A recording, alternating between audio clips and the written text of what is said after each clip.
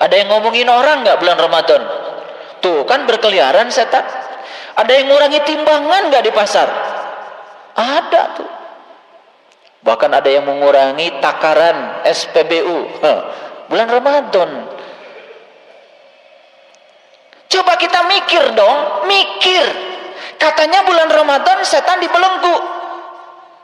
Yang ngurangi takaran ada, yang korupsi banyak. Betul? Yang menyalahgunakan uang negara juga banyak bulan Ramadan.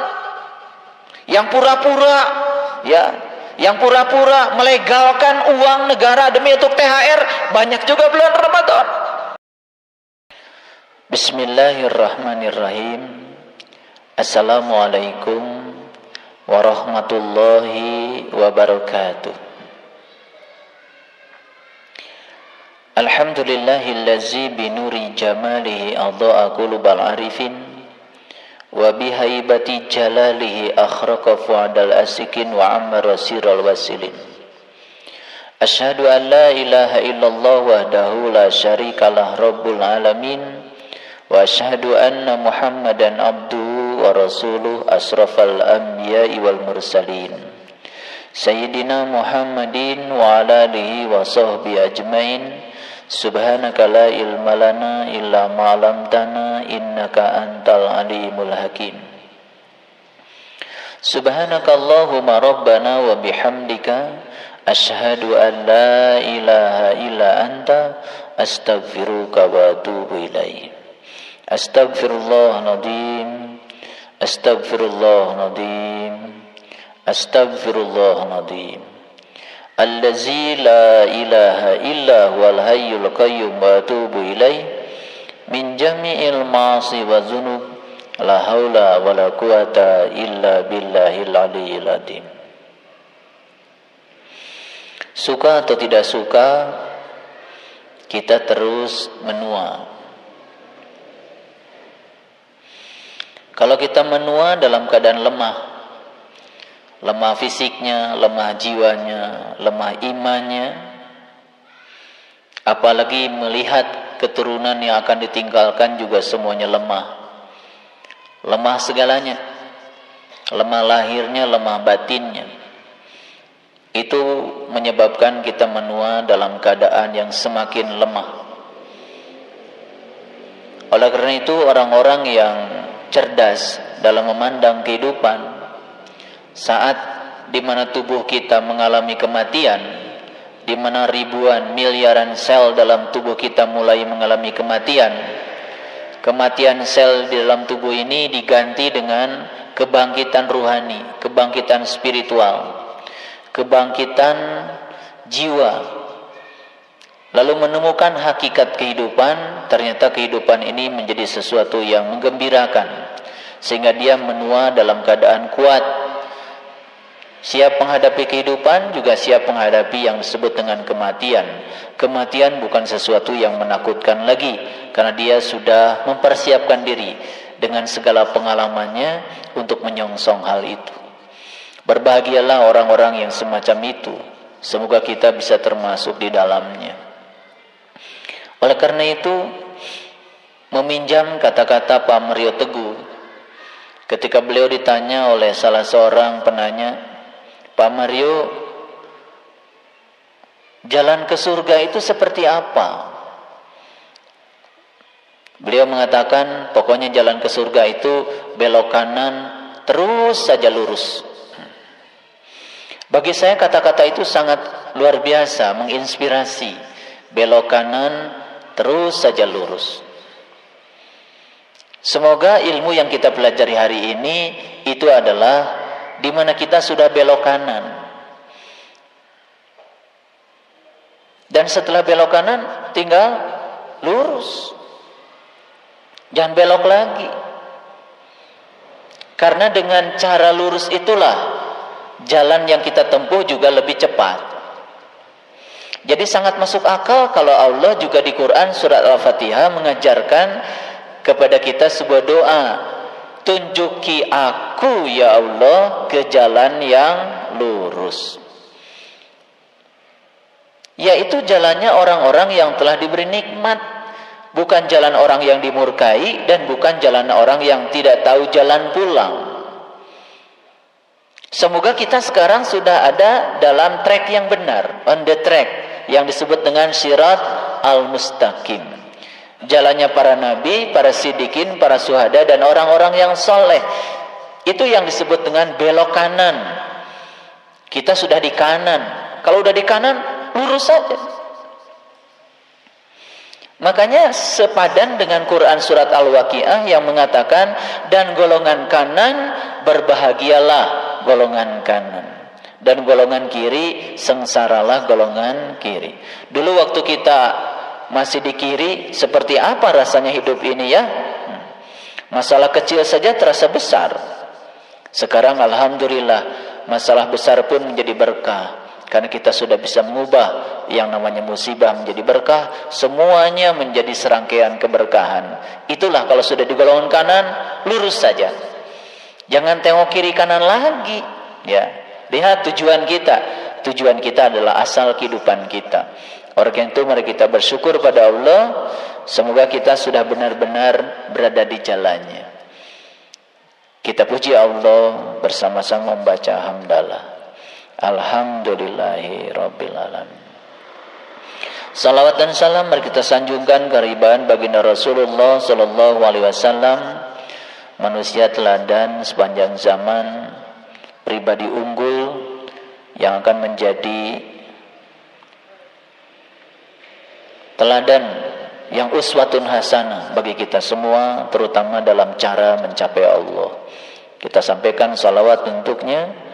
Allahumma salli ala Sayyidina Muhammad wa ala ali Sayyidina Muhammad. Kita mohon ridho dan berkah Allah. Kita hadirkan Allah dalam majelis ilmu ini. Semoga beliau membukakan pintu rahasianya untuk kita semua. Kita sapa semuanya dengan kelembutan dan cinta seraya membaca basmalah. Bismillahirrahmanirrahim. Ada sebuah hadis yang disampaikan oleh Abu Hurairah. Hadis ini hadis riwayat Muslim, tergolong hadis sahih.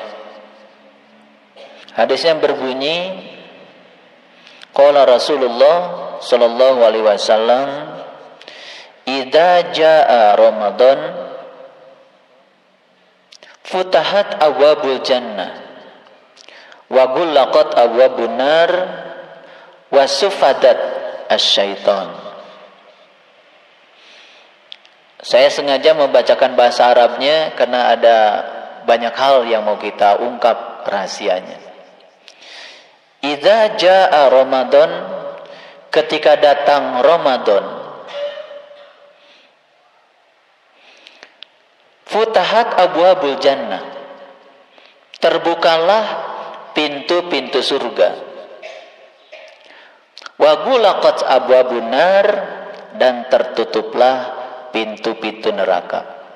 Wa sufadat asyaiton, dan setan-setan dibelenggu. Sering dengar hadis ini? Sering? Populer hadis ini? Populer. Bahkan hampir semua pembicara, penceramah di bulan Ramadan ini pasti menggunakan hadis ini. Hadis ini menjadi iming-iming yang luar biasa bagi orang awam, sehingga Ramadan menjadi sesuatu yang luar biasa bagi mereka, walaupun tidak pernah tahu luar biasanya seperti apa. Mari kita kaji dengan kecerdasan yang diberikan Allah kepada kita. Kalimat pertama adalah idza jaa Ramadan, ketika datang Ramadan. Ramadan ini sudah kadung kita kenal sebagai nama bulan. Betul? Makanya terjemahan yang umum kebanyakan idza jaa Ramadan sering diterjemahkan ketika datang bulan Ramadan. Sekarang saya mau tanya, Ramadan itu salah satu nama bulan misalnya. Bulan itu kan 1 tahun, baik bulan Masehi maupun bulan Hijriah, itu kan semua 12 bulan. Apabila datang Ramadan, kan Ramadan itu mau kita sebut sebagai nama bulan, pintu-pintu surga dibuka, pintu-pintu neraka ditutup, dan setan dibelenggu. Berarti kalau Ramadan itu jadi nama bulan, pintu surga itu hanya dibuka setahun sekali, setiap Ramadan saja. Betul? Kalau Ramadan mau dipahami sebagai nama bulan, berarti pintu neraka itu ditutup juga setahun sekali, setiap bulan Ramadan. Lama tutupnya pun cuman sebulan. Berarti kalau Ramadan dipahami sebagai nama bulan, setan-setan pun dibelenggunya cuman 1 bulan. Nah, logikanya berarti Ramadan kan 1 bulan. Kalau pintu surga dibukanya cuma 1 bulan, berarti pintu surga itu tertutup selama 11 bulan. Coba kita mikir ceramahnya mikir. Mau memahami hadis-hadis harus mikir. Karena hari ini saya mau bicara banyak hadis yang populer, yang sudah dibacakan banyak orang, tetapi memahaminya berbeda. Berbeda bukan berarti salah. Ulangi lagi. Kalau Ramadan dipahami sebagai nama bulan, berarti Ramadan itu kan 1 bulan. Berarti ada 11 bulan yang lain, betul? Kalau pintu surga dibukanya sebulan Ramadan saja, berarti pintu surga itu tertutup selama 11 bulan. Pantes ya, banyak orang yang susah masuk surga, karena surga tutupnya cuma sebentar. Betul? Kalau pintu neraka itu ditutupnya selama sebulan Ramadan, bayangkan oleh Bapak Ibu, berarti pintu neraka itu terbukanya 11 bulan. Pantes banyakan yang masuk neraka. Lo pintu nerakanya saja dibuka 11 bulan. Karena hadis ini dipahami terus aja diceramahkan, gak dipikirkan pesan Rasulullah. Coba renungi. Gak usah banyak ribuan hadis yang kita baca, 1 hadis ini saja udah mantap itu sebetulnya. Setan dibelenggu hanya sepanjang bulan Ramadan. Berarti setan ini liar selama 11 bulan. Jadi bisa dibayangkan, pintu surga tutup 11 bulan, pintu nerakanya terbuka 11 bulan, setan merajalela selama 11 bulan. Apa-apaan ini?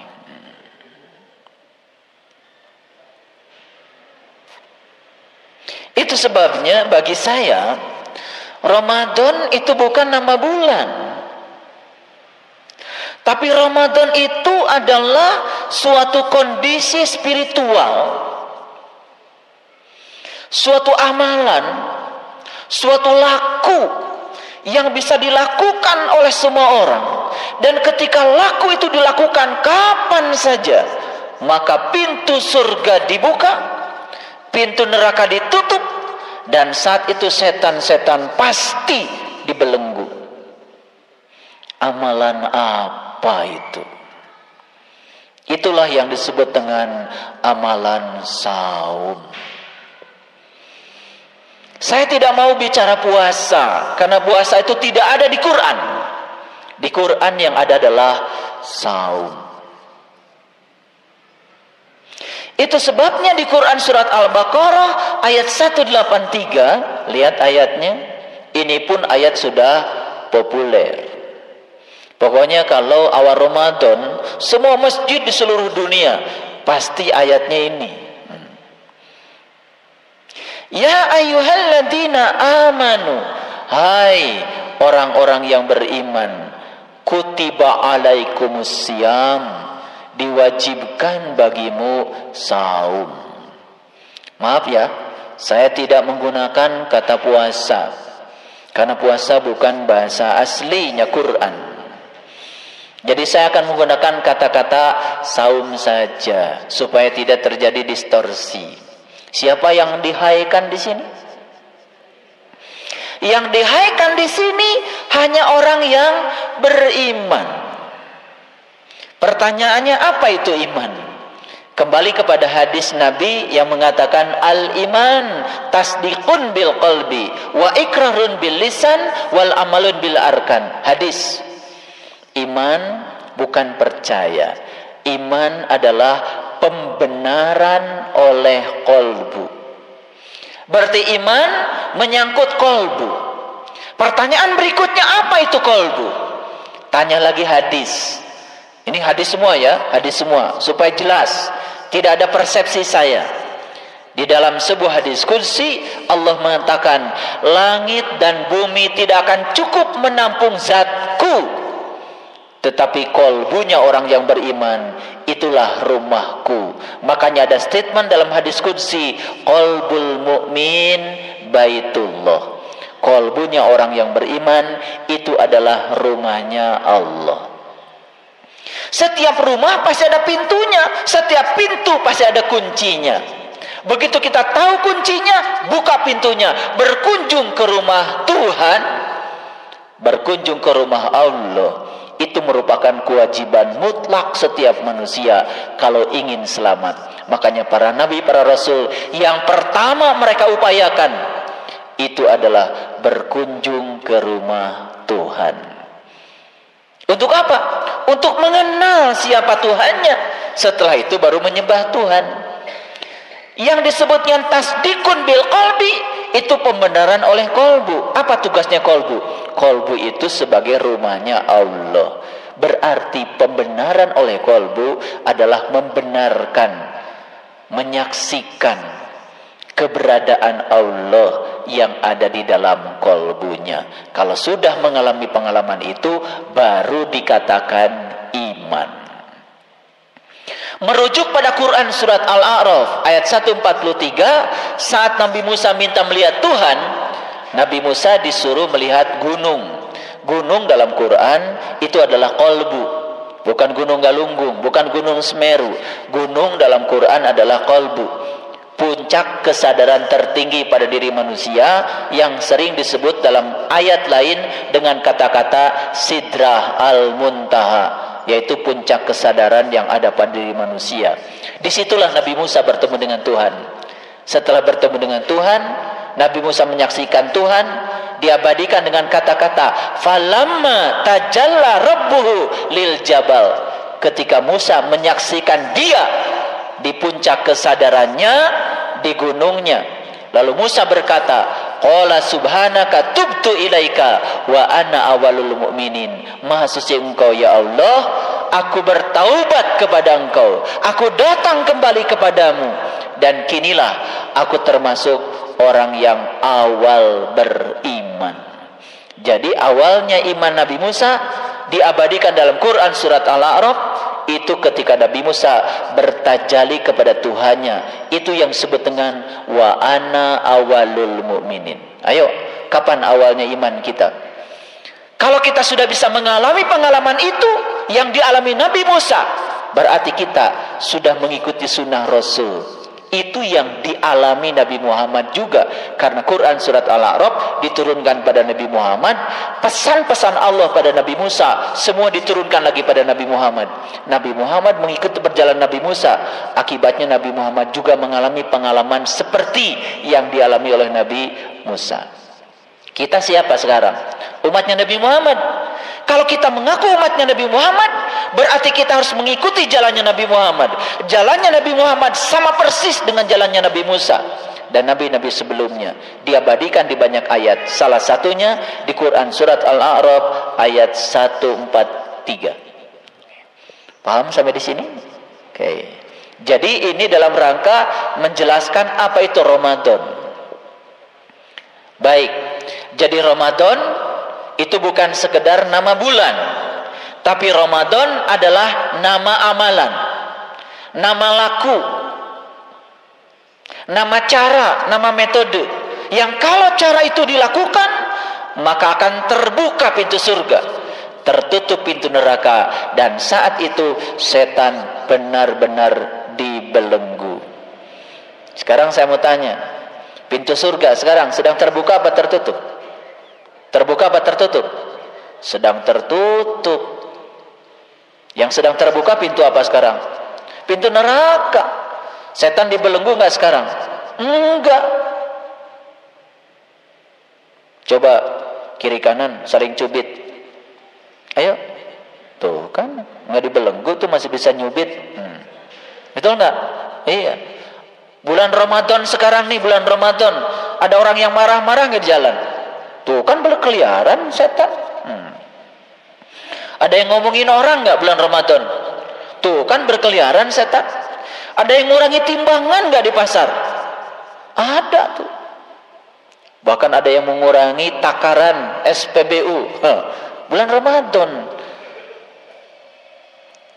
Coba kita mikir dong, mikir. Katanya bulan Ramadan setan dibelenggu. Yang ngurangi takaran ada, yang korupsi banyak. Betul? Yang menyalahgunakan uang negara juga banyak bulan Ramadan. Yang pura-pura yang pura-pura melegalkan uang negara demi untuk THR banyak juga bulan Ramadan. Apa-apa aja THR. Betul? Ada nggak orang yang menyakiti orang lain bulan Ramadan? Ada. Tuh setan nggak dibelenggu. Coba mikir dong. Macet setiap sore di Bandung macet. Tidak sabar, nggak mau memenuhi antrian. Semua pengen yang paling dulu. Terjadi nggak bulan Ramadan? Pasar Baru macet. Orang nggak sabar di situ. Mana katanya setan dibelenggu? Tuh, makanya ngaji terus bener. Sekarang saya kasih tahu. Setelah kalian mengamalkan doa Ibrahim, kemudian kalian naik, dan saat kalian sedang melakukan itu, pintu surga terbuka enggak? Terbuka enggak? Pintu neraka tertutup enggak? Setan dibelenggu enggak? Dibelenggu, enggak bisa ngapa-ngapain. Ngomongin orang enggak bisa. Nyubit teman yang dekat juga enggak bisa. Gimana bisa nyubit? Tangannya sedang dibelenggu. Betul enggak? Jadi Ramadan itu adalah suatu amalan. Ramadan itu suatu metode, suatu perbuatan yang dapat membukakan pintu surga, yang dapat menutup pintu neraka, yang membuat setan dibelenggu. Mengerti sekarang? Beruntung kalian sudah tahu Ramadan yang sebenarnya. Ramadan bukan sekedar nama bulan. Alhamdulillah. Bagi yang belum tahu Ramadan yang sebenarnya, ya cuman Ramadan sebagai bulan, diiming-imingi aja. Katanya bulan Ramadan semua amal dilipat gandakan. Yes. Betul nggak? Kenyataannya orang habis Ramadan ntar Lebaran tetap nggak sabar. Betul nggak? Mudik tetap saling salib. Betul nggak? Iya, tetap marah. Tuh. Oke. Sekarang saya tunjukkan dulu fakta-faktanya. Jadi kalau begitu, hadis ini benar nggak? Benar. Yang salah itu kita memahaminya. Ulangi lagi. Idza jaa Ramadan, ketika datang Ramadan. Pertanyaan saya sekarang. Ini Ramadan kalau datang sebagai bulan, datang pada semua orang nggak? Kalau Ramadan sebagai bulan, datang pada semua orang? Datang pada semua orang. Apakah semua orang yang didatangi oleh bulan Ramadan dibukakan pintu surganya? No. Apakah semua orang yang didatangi bulan Ramadan ditutup pintu nerakanya? Tidak. Tidak berhenti kejahatan bulan Ramadan. Apakah semua orang yang didatangi bulan Ramadan dibelenggu dari setan-setan yang ada pada dirinya? Tidak, biasa saja seperti bulan yang lain. Yang marah kembali marah, betul? Ya, yang kesel menumpahkan kekesalannya biasa, betul enggak? Tuh. Kalau begitu, kata-kata idza jaa, ketika datang Ramadan, datang pada siapa? Apakah ini bersifat kolosal atau individual? Individual. Datang pada siapa? Datang pada orang yang mau didatangi Ramadan. Makanya saya masih ingat, ya, orang-orang bijak di pesantren yang ilmunya sudah tinggi, dia bilang Ramadan tuh hurufnya ada 5. Huruf pertama adalah ra, rahmatullah. Huruf yang keduanya mim, ma'rifatullah. Huruf yang ketiganya do, duyufullah. Huruf yang keempatnya alif, Allah. Huruf yang kelima adalah nun, nurullah. Apa itu Ramadan? Ramadan adalah laku amal. Saum khususil khusus yang diamalkan oleh orang yang khususil khusus. Amalannya para nabi, para rasul, para sunan, para wali yang dapat membukakan pintu surga, yang dapat menutup pintu neraka, yang saat itu setan dibelenggu.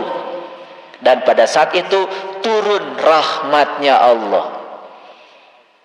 Sehingga si hamba yang mengamalkan itu amalan, dia naik menjadi ahli ma'rifatullah.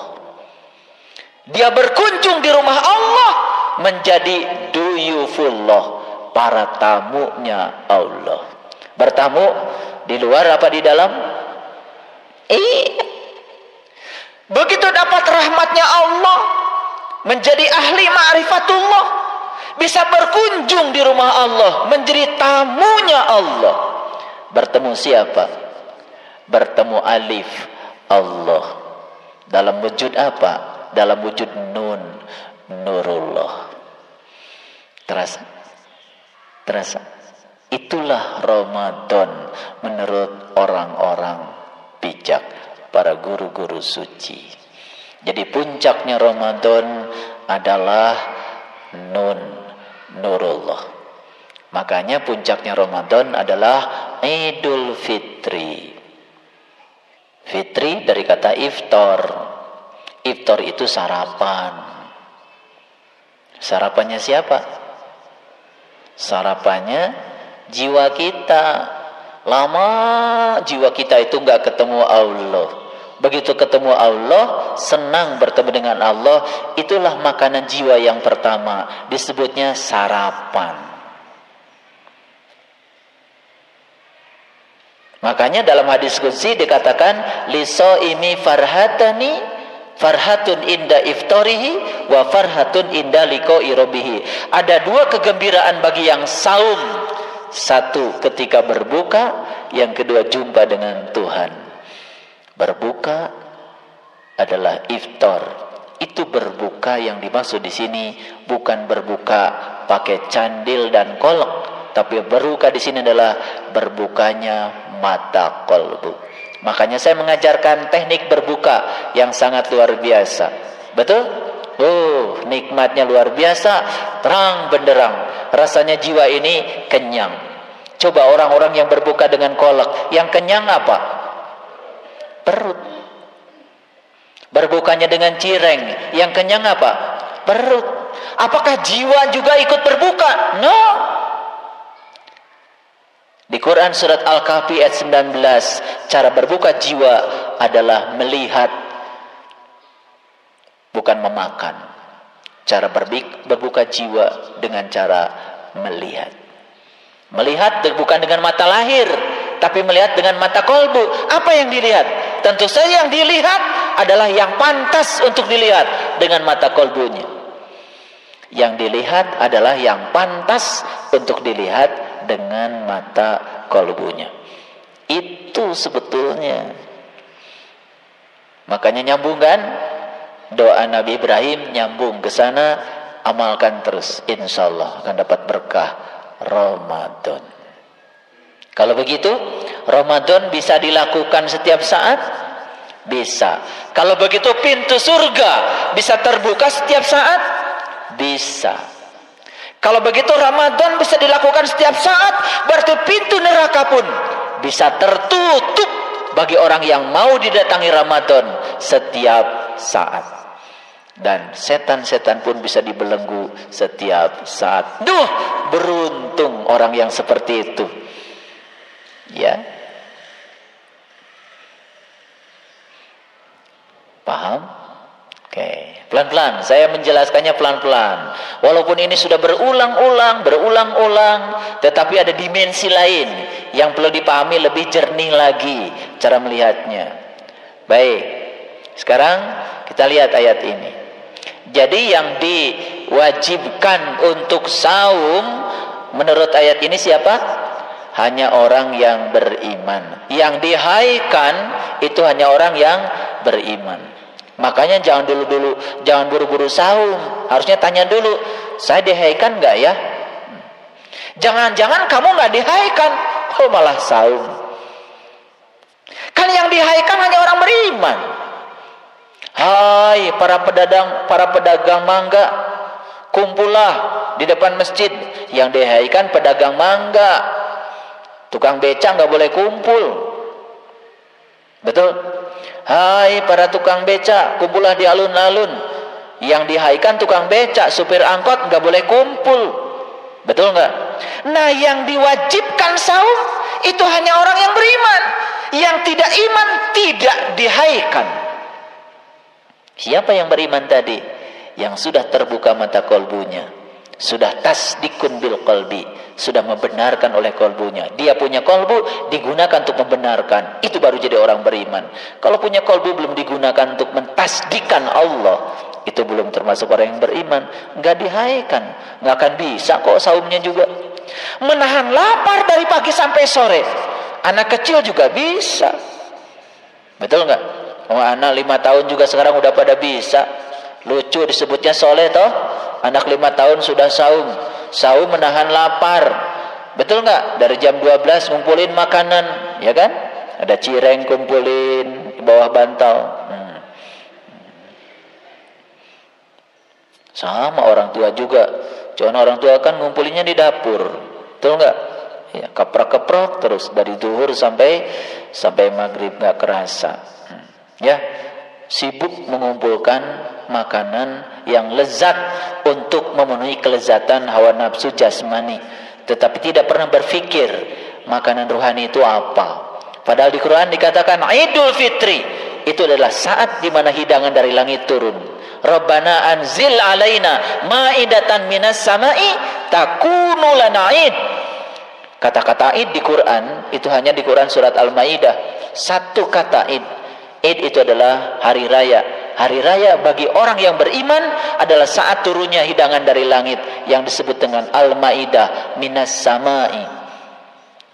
Kita kan hari rayanya bikin kue tar, bikin wajit, bikin ranginang, opak. Nggak ada di Quran.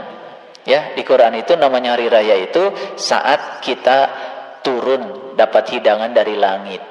Bagaimana langitnya nggak tahu, hidangannya juga nggak tahu, bagaimana bisa menikmati hari raya yang seperti itu? Karena ngaji Qurannya juga cuman kulitnya doang, nggak masuk ke isinya, nggak masuk kepada pengalamannya, nggak dapat apa-apa.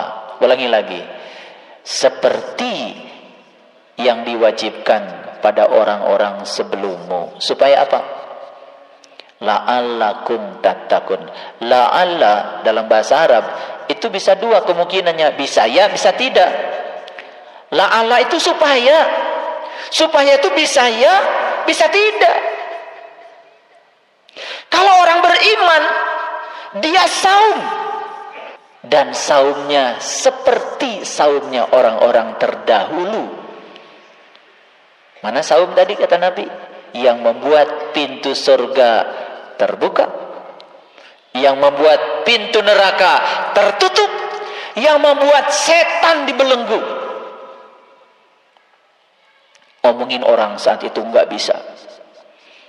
Mikirin kejelekan orang saat itu nggak bisa. Betul? Ngomelin orang nggak bisa. Betul? Mukulin orang nggak bisa. Ngedatangin orang juga nggak bisa. Ketika amalan itu sedang dilakukan, pintu surga terbuka, pintu neraka tertutup, setan-setan dibelenggu.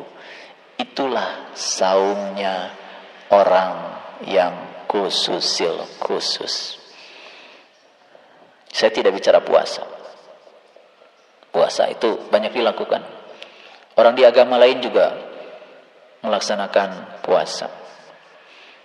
Ibu-ibu yang pengen langsing juga puasa. Saya tidak mau bicara puasa. Saya bicara saum. Dalam bahasa aslinya, dalam bahasa Arab. Jadi kalau gitu saum dengan Ramadan sama enggak? Sama enggak? Sama. Saum itu suatu amalan, Ramadan juga suatu amalan yang dapat mengantarkan kalian kepada nurullah, kepada cahayanya Allah. Ini bukan ilusi. Ini nyata, senyata-nyatanya. Makanya belajar agama jangan yang ilusif, yang nyata. Bicara surga yang nyata, bicara neraka yang nyata, bicara akhirat yang nyata, semua nyata kok. Masa Allah mengajarkan sesuatu yang hayalan? Tidak ilusif. Ya, semuanya nyata. Makanya cari orang yang tahu. Jangan cari orang yang sok tahu. Jangan cari orang yang tidak tahu, tetapi dia tidak tahu bahwa dia tidak tahu. Cari orang yang tahu dan dia tahu bahwa dia tahu. Itu yang disebut dengan ulama oleh Rasulullah. Memang cari ulama kayak gini sulit. Yang ngomong Ramadan di mana-mana banyak. Apalagi banyak yang dadakan jadi ustad.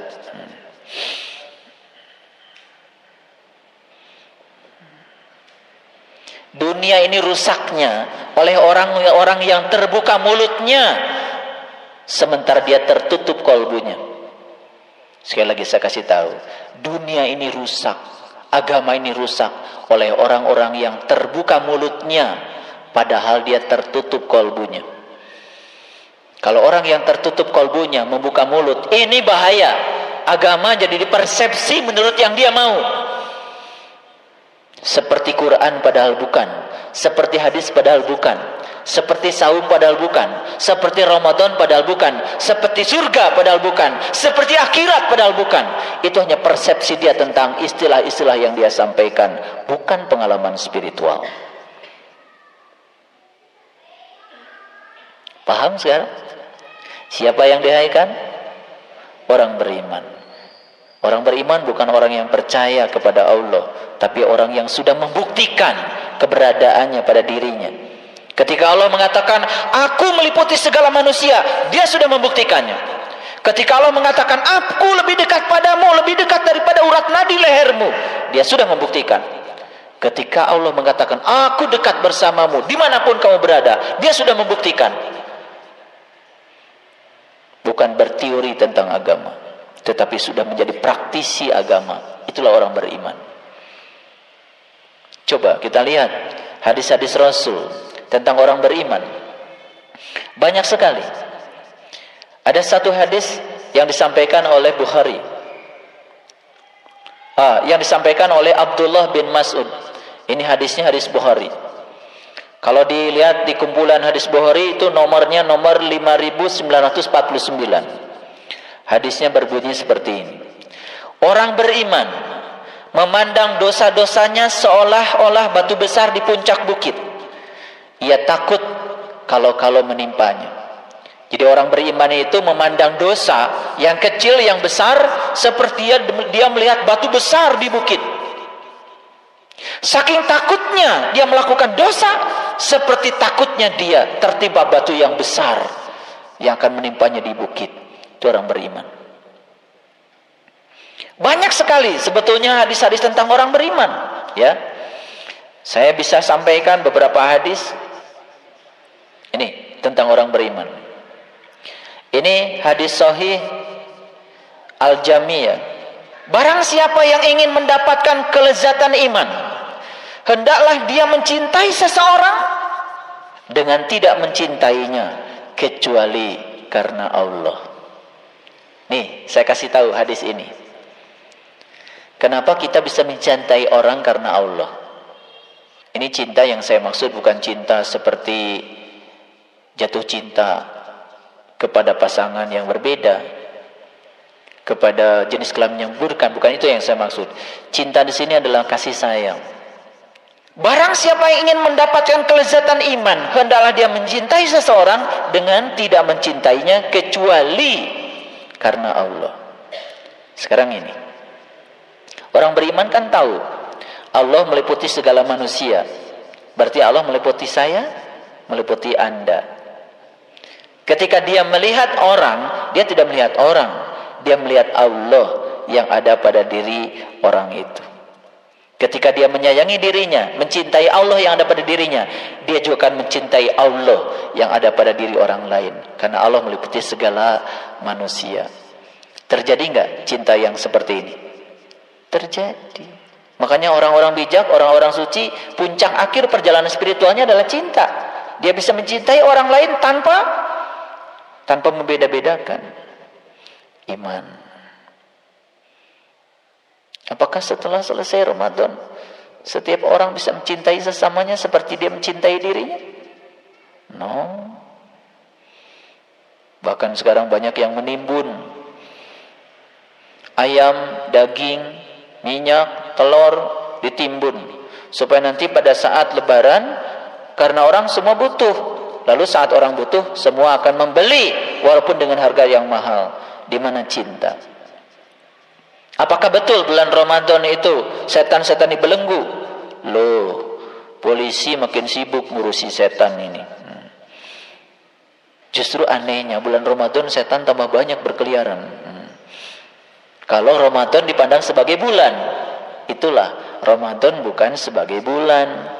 Ramadan itu adalah suatu kondisi spiritual yang bisa diamalkan oleh setiap orang. Pada saat diamalkan, pintu surga terbuka, pintu neraka tertutup, dan setan dibelenggu. Itu harus nyata. Saya ingin bacakan lagi, ya, hadis tentang iman yang lain. Nah, tidaklah termasuk orang yang beriman jika dia tidur nyenyak, sementara tetangganya tidak bisa tidur karena kelaparan. Iman. Jadi iman itu oleh Rasulullah diwujudkan cirinya dalam bahasa yang lebih kepada kepedulian, bukan dalam bahasa ritual. Ya, baik, kita lanjutkan dulu ayat ini. Saya ingin tunjukkan satu ayat di Quran surat Al-Baqarah yang mirip-mirip dengan ini, yaitu Quran surat Al-Baqarah ayat 63. Silakan dilihat ayat ini. Wa id akhadna misyaqakum wa rafa'na fawqakumut tur khudhu ma atainakum biquwwatin wazkuru ma fihi la'allakum tattaqun. Dan ingatlah ketika kami mengambil janji, lalu kami angkat gunung di atasmu. Pegang teguh apa yang kami pertunjukkan kepadamu. Ingatlah selalu apa yang ada di dalamnya agar kamu bertakwa. Ada irisan ayat ini dengan ayat yang saya bacakan tadi. Perintah saum di Al-Baqarah 183 ujungnya adalah la'alakum tattaqun. Ini ada perintah lain di Quran yang ujungnya juga sama, la'alakum tattaqun. Ternyata di ayat ini takwa itu adalah suatu prosedur. Pertama mengambil janji, yang kedua diangkat gunung. Apa gunung tadi? Kolbu yang ada pada diri manusia, diangkat kesadarannya, diangkat spiritualnya, diangkat keimanannya. Begitu dia bisa mengangkat kesadarannya ke Sidratul Muntaha, berikutnya apa? Ditunjukkan sesuatu di kesadarannya oleh Allah. Ketika ditunjukkan sesuatu, maka dia bisa melihat yang ditunjukkan Allah. Ketika dia melihat yang ditunjukkan oleh Allah, kemudian dia saat tidak melihat lagi, dia bisa mengingatnya. Makanya di Quran dikatakan, ingatlah Allah dengan ingatan yang sebanyak-banyaknya. Bagaimana bisa mengingat kepada Allah kalau Allah belum menunjukkannya bertajalli kepada kita? Setelah Allah bertajalli kepada kita, kita baru bisa mengingatnya. Karena kita sudah melihat dengan mata kolbu kita.